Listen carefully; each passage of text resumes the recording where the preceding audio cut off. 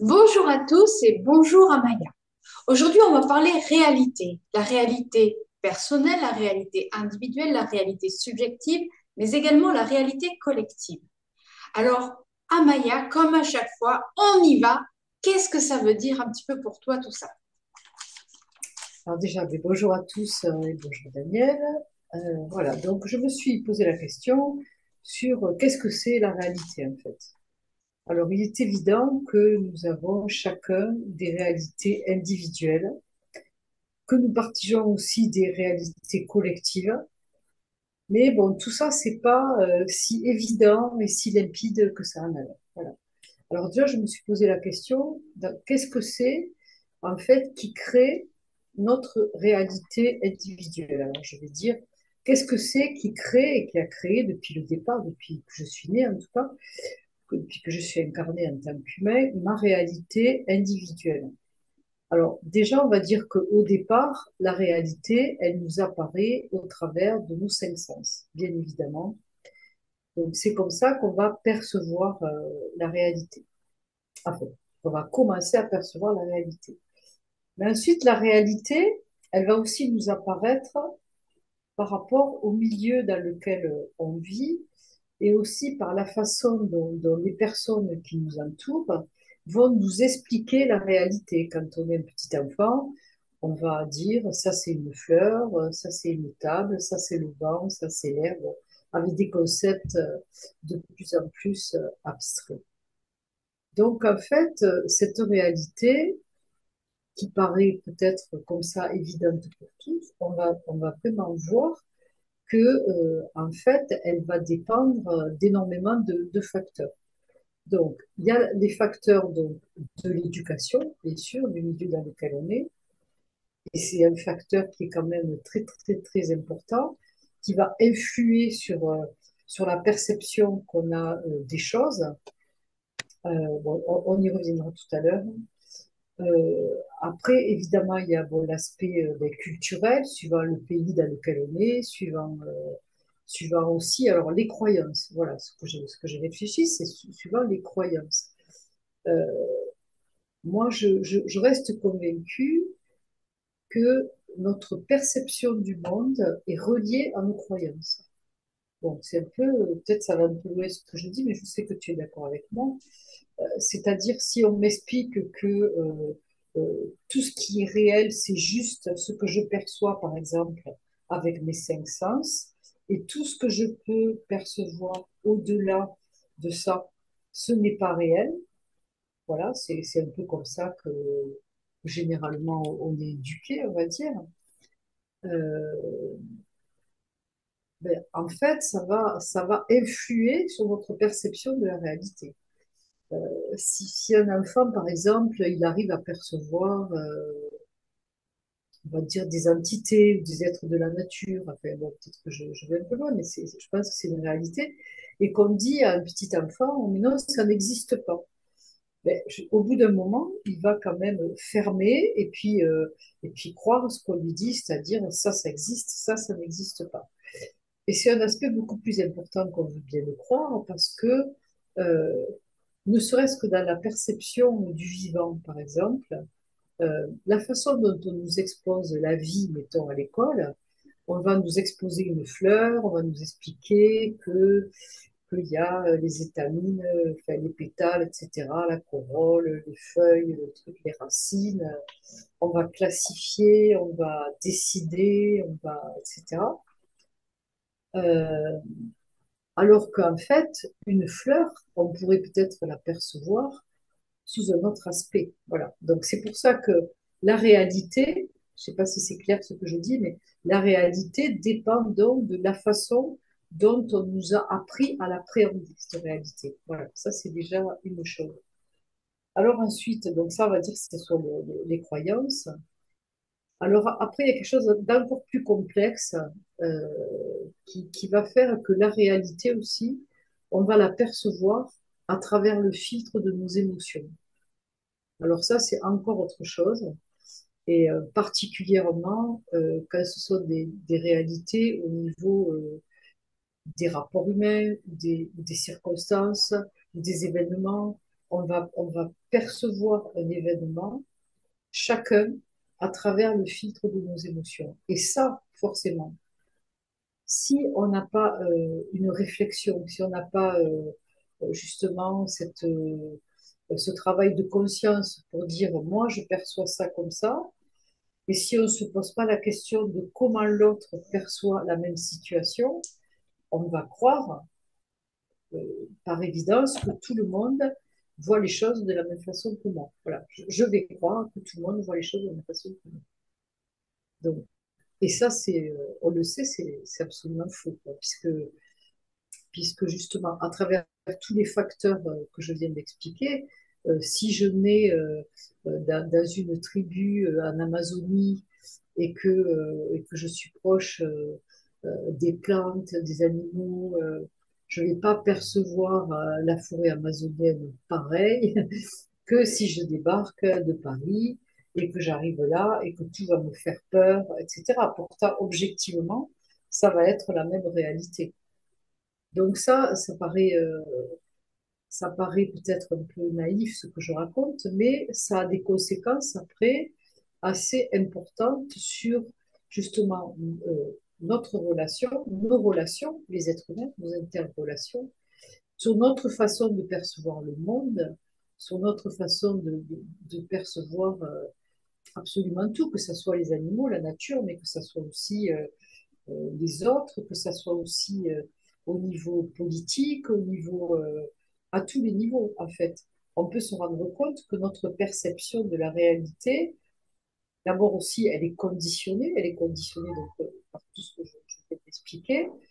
Elle est conditionnée aussi, ben, par exemple, par maintenant, on a les médias, la télévision, Internet, qui va nous expliquer comment est la réalité, et on va croire aussi ce qu'on nous raconte.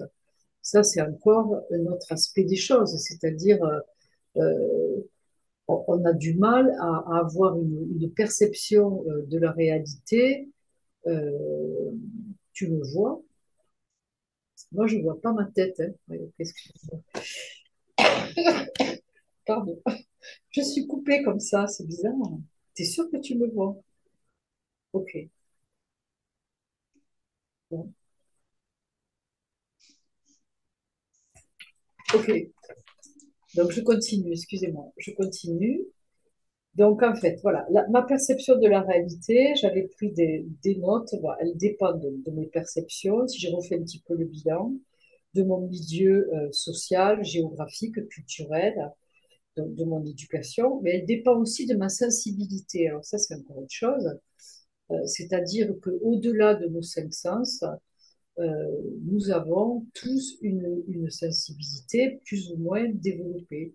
Il y a des personnes donc qui vont avoir une sensibilité qu'on appelle un sixième sens, mais qui est un peu réducteur, parce que ça peut être une sensibilité qui fait qu'on voit plus loin que notre organe de vue, qu'on entend plus loin que notre organe de l'ouïe, etc. Voilà. Donc la sensibilité, c'est quelque chose de très important qui est évidemment mise à mal, voire méprisé, voire ridiculisé. Et pourtant, c'est un aspect qui peut nous permettre d'avoir une vision de la réalité plus grande que celle que l'on a en tous les cas, et qui est de toute façon limitée par nos perceptions. Ça, alors ensuite, la réalité, ce que j'ai noté aussi, c'est qu'elle dépend aussi de mon ouverture de cœur, bien sûr, parce que ça, on va y venir, de mon ouverture d'esprit et de mon ouverture de conscience. Voilà. Ça va dépendre aussi de ma tolérance ou de mon intolérance. Ça va dépendre de ma souplesse ou de ma rigidité. Euh, et en plus de ça, voilà, il y a toutes les souffrances, tous les traumas qui vont faire que quand on a des souffrances ou des traumas, en fait, on va aller occulter les choses qui nous font du mal. Donc, ça va réduire notre champ de perception de la réalité. Donc, ça fait vraiment beaucoup, beaucoup d'éléments qui fait beaucoup de combinaisons entre chaque humain, puisque pour chaque humain, il y a ces éléments qui sont variables et avec toutes les extrêmes, toute la palette de toutes les nuances de tout ça. Voilà.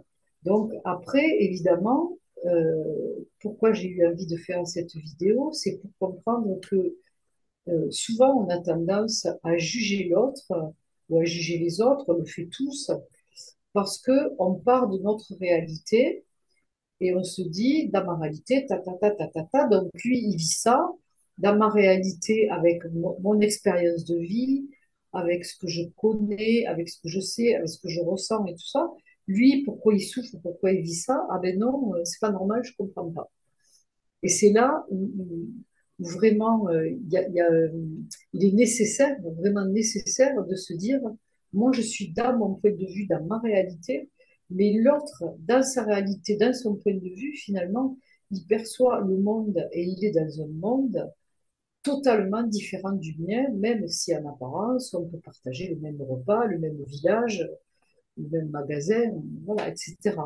Donc ça, c'est quand même quelque chose de très important et j'entends beaucoup de personnes qui jugent. Alors, on le fait tous, je ne dis pas que moi je suis mieux que les autres, mais disons que je fais ce travail pour essayer justement d'enlever tout ce qui nous divise, parce qu'on le sait, qui c'est qui divise, on ne va pas y revenir, mais voilà, en fait, on est vraiment dans un monde où ça aussi, cette perception de la réalité et nos croyances que notre réalité est commune, euh, en fait, ne fait que rajouter de la division, de l'incompréhension et donc de la distance et donc de la douleur et donc entre les êtres. Voilà. Et même des êtres qui peuvent être très proches et qui peuvent être de la même famille, qui peuvent être un mari et femme, ça peut être voilà, les enfants, les parents.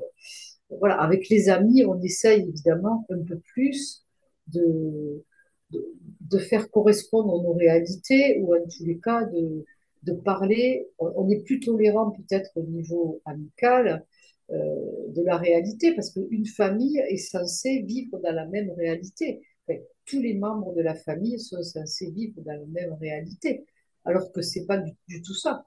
Parce que suivant la façon, suivant la place que j'ai dans la famille, suivant la place qu'on me donne aussi, suivant l'histoire de chacun, suivant l'ouverture de chacun, la fermeture de chacun, la souffrance de chacun, et finalement, les communications ne sont pas du tout évidentes.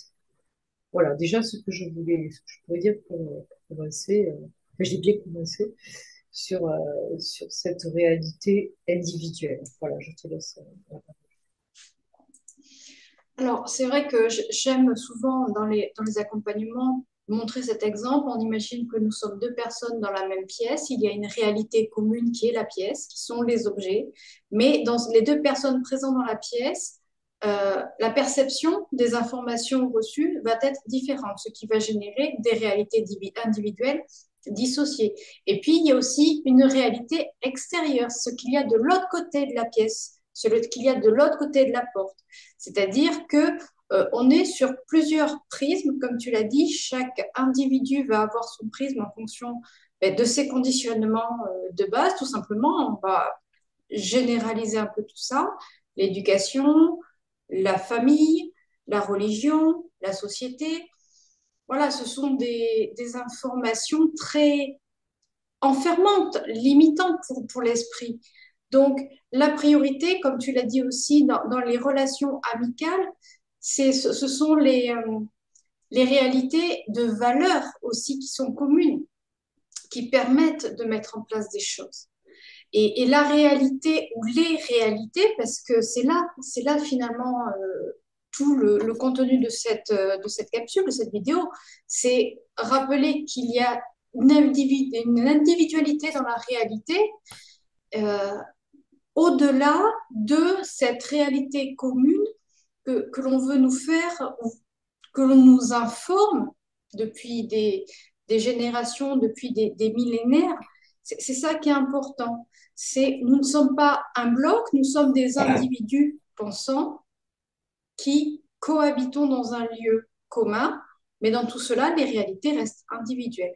Moi, je vais juste faire une petite parenthèse. Tu parlais de perception des enfants ou autres. Donc, ces conditionnements, hein, quand les parents enferment ces réalités de l'enfant qui, lui, va être en connexion directe avec d'autres mondes beaucoup plus subtils, moins immédiats, c'est aussi des réalités. Et c'est ça qui est important. Ce n'est pas parce que, encore une fois, comme on le dit régulièrement, ce n'est pas parce qu'on ne peut pas voir quelque chose que ça n'existe pas. Et ça, c'est important. Et je vais juste faire, voilà, la parenthèse, c'est la parenthèse du jour. Donc aujourd'hui, on est le 19 avril. Il fait un ciel magnifique. J'étais dans le jardin tout à l'heure et je ne sais pas pourquoi, voilà, j'avais le regard un petit peu perdu dans le ciel, puis d'un seul coup, alors là, vous allez tous me traiter de fêlé ou pas, euh, j'ai vu deux avions. Ok, les avions, c'est tout à fait en commun dans nos ciels, même nos ciels bleus. Mais ce qui se passe, c'est que dans ces deux avions, j'ai à peine cligné les yeux une fraction de seconde, il y a eu une faille dans mon champ visuel.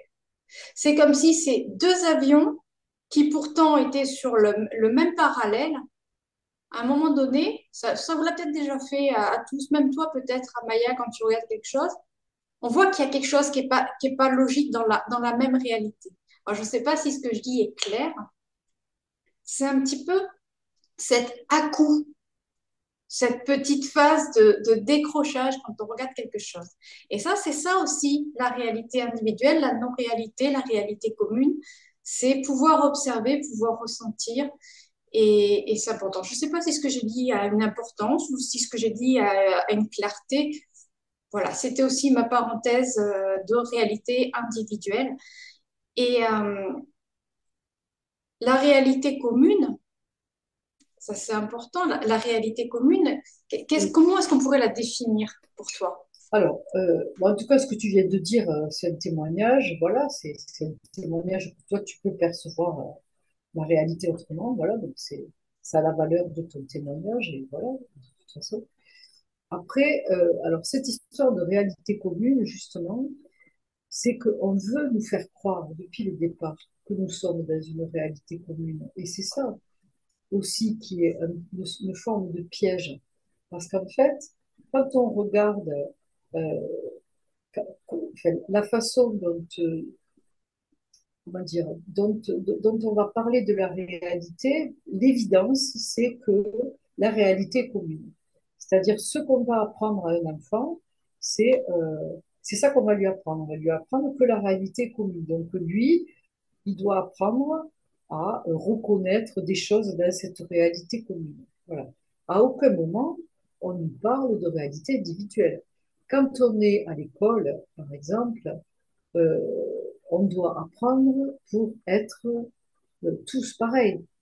Et d'ailleurs, un enfant, il a envie d'être comme ses copains, quoi, je veux dire, même l'humain en général, on a tous envie d'être avec les autres, de faire partie du groupe. C'est quelque chose qui est partie de la nature humaine, quoi, voilà. Mais en fait, donc, on a l'air de nous faire croire comme ça, sans que ça soit même énoncé, que la réalité, elle est forcément commune. Voilà. On est à l'école, on apprend des choses qui doivent être évidentes. Ça doit être évident que tout le monde doit apprendre à compter, à écrire, à apprendre la géographie telle qu'on nous l'enseigne, l'histoire telle qu'on nous l'enseigne, etc., la philosophie telle qu'on nous l'enseigne, bon, bref, etc. Et c'est vrai que tout ça, quand on regarde, c'est que ça enlève, euh, d'abord c'est faux, c'est-à-dire on part comment dire, un concept qui est faux, et la seule réalité commune qui existe, et que donc dans le titre on a appelé réalité collective au pluriel, on a réfléchi à ça. Pourquoi? Parce que ces réalités collectives, en fait, elles sont artificielles.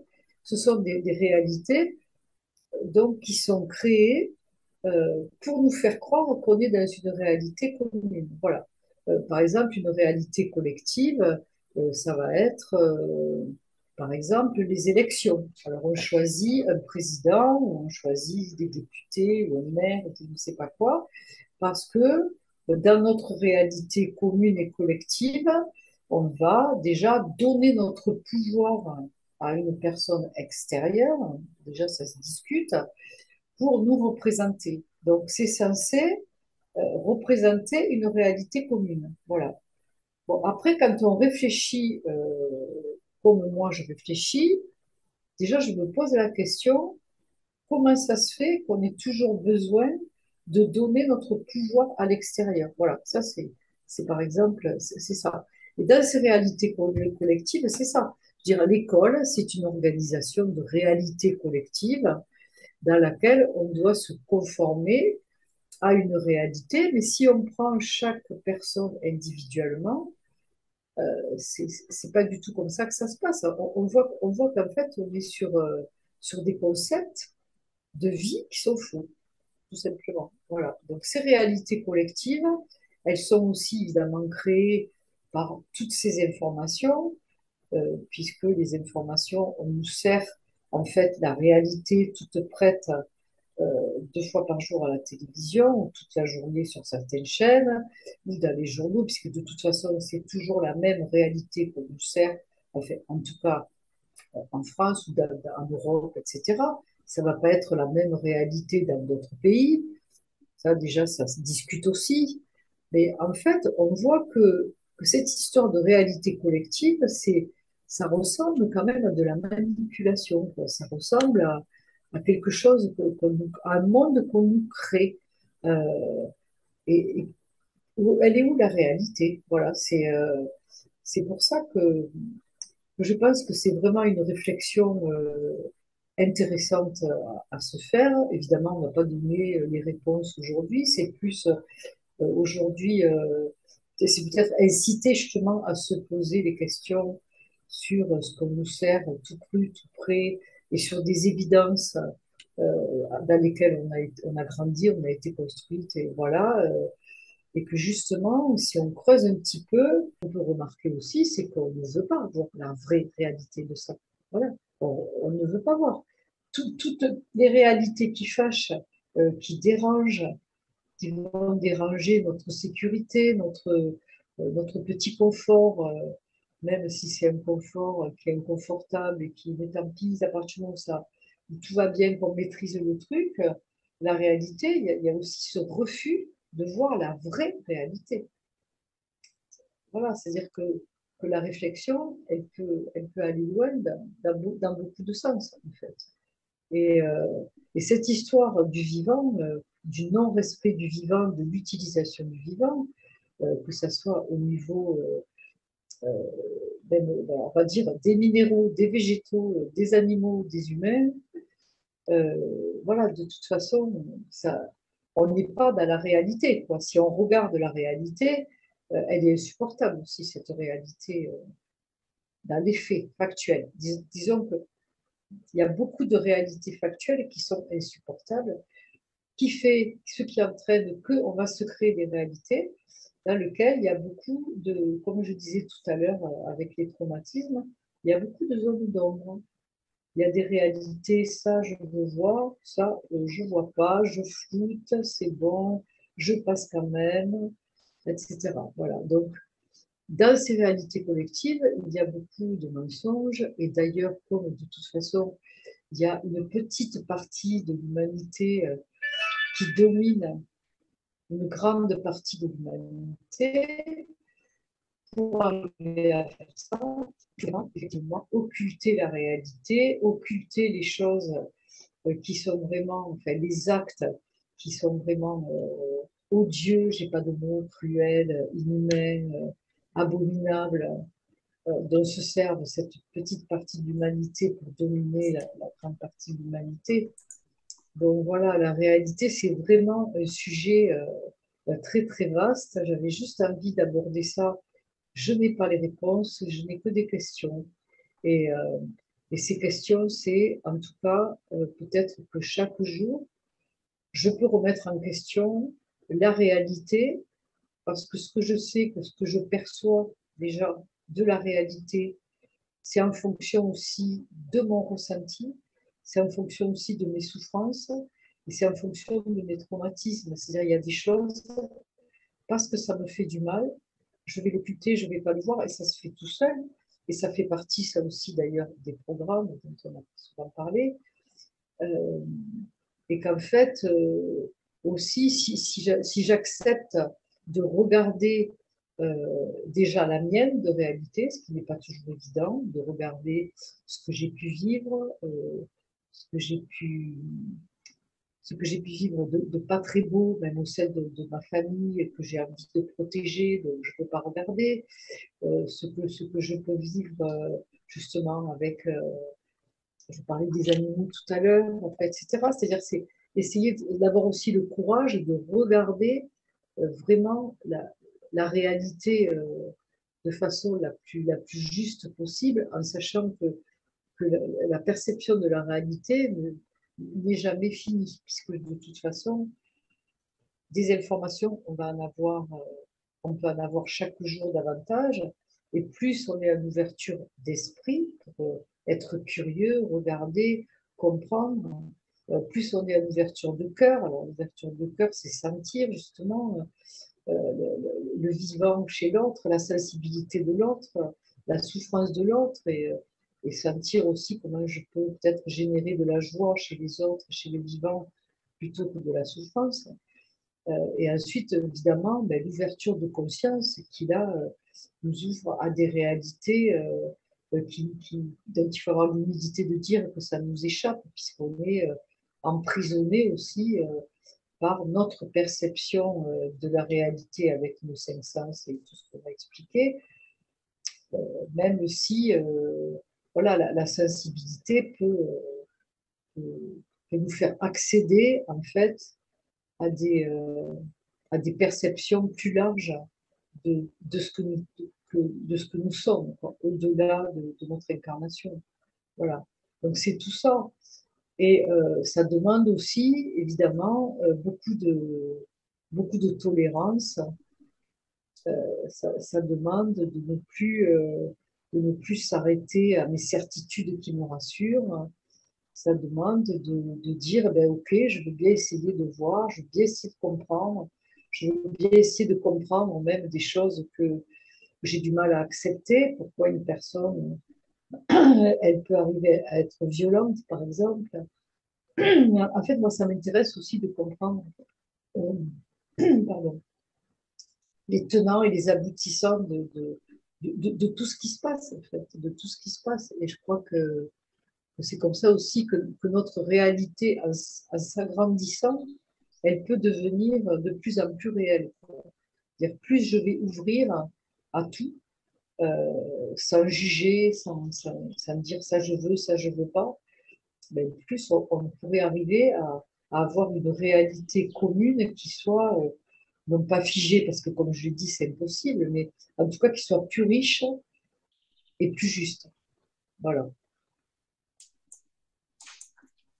Ce que je pourrais ajouter, tu as tout dit, hein, de toute façon, juste ce que je pourrais ajouter, c'est que j'invite chacun euh, à se poser la question, qu'est-ce que c'est ma réalité déjà pour commencer, pouvoir être objectif avec ça, avec le, son propre regard sur sa réalité immédiate, sur sa première réalité. Et une fois que vous avez déjà fait ce premier pas en étant le plus sincère avec vous-même, c'est prenez le temps de prendre une personne dans votre entourage ou un animal et vous poser la question, quelle est sa réalité? À lui, à elle, à cet animal, à cet arbre, quelle est sa réalité? En prenant réellement l'intention, en y mettant vraiment l'intention en totale objectivité, en totale sincérité avec vous-même, de pouvoir lâcher les filtres de formatage, de conditionnement qui sont les vôtres, qui sont tous les nôtres, hein, même s'ils sont propres à chacun. Et vraiment, ça, c'est important. J'invite chacun à poser quelques instants téléphone, médias, tablette, journal, télécommande, et vraiment prenez le temps d'observer à l'intérieur de vous-même, juste vous avec vous-même, quelle est votre la réalité. Et encore une fois que c'est fait, si vous en avez le courage, si vous en avez l'envie, prenez une personne dans votre entourage ou un animal. Et je sais que c'est de la redite ce que je viens de faire, mais ça reste très important pour prendre Non, conscience de toute cette ouverture des réalités multiples.